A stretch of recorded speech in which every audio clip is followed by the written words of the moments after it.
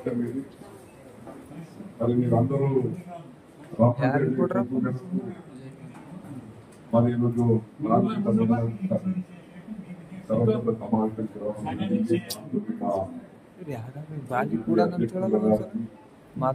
Deputy గారికి vice president అన్ని school వాళ్ళు 5 పిల్లలుగా టీచర్ ఉండాలి.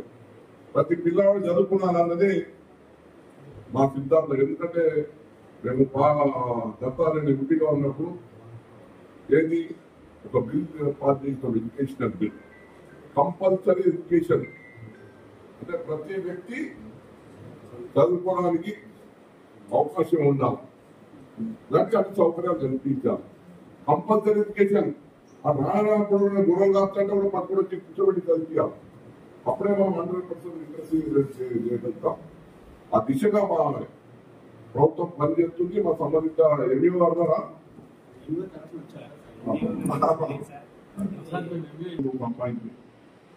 అంటే మన ప్రాంతంలో నేను ఒకటే కోరుకునేది విద్యాపరంగా మన ప్రైమరీలో కానీ రెసిడెన్షియల్ స్కూల్ ఇంకా గవర్నమెంట్ ప్రతి మండలానికి ఇంటర్నేషనల్ రెసిడెన్షియల్ స్కూల్ మనకు వస్తుంది.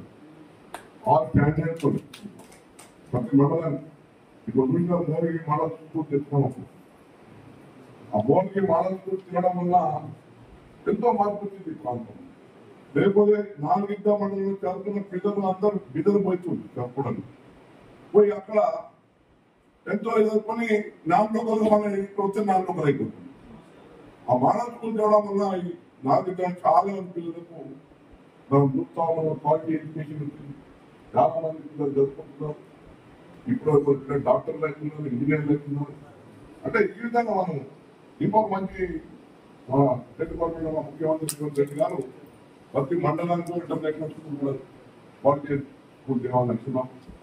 తప్పకుండా స్కూల్ కూడా ఇద్దాం. అది కూడా ఇప్పుడు కష్టపడిలో కూడా మన గంటరాం స్థానంలో ఫైబర్ స్కూల్ కూడా ఉంది. అది ఎట్లా నడుస్తుంది, దానికి ఏ విధంగా వెళ్తాను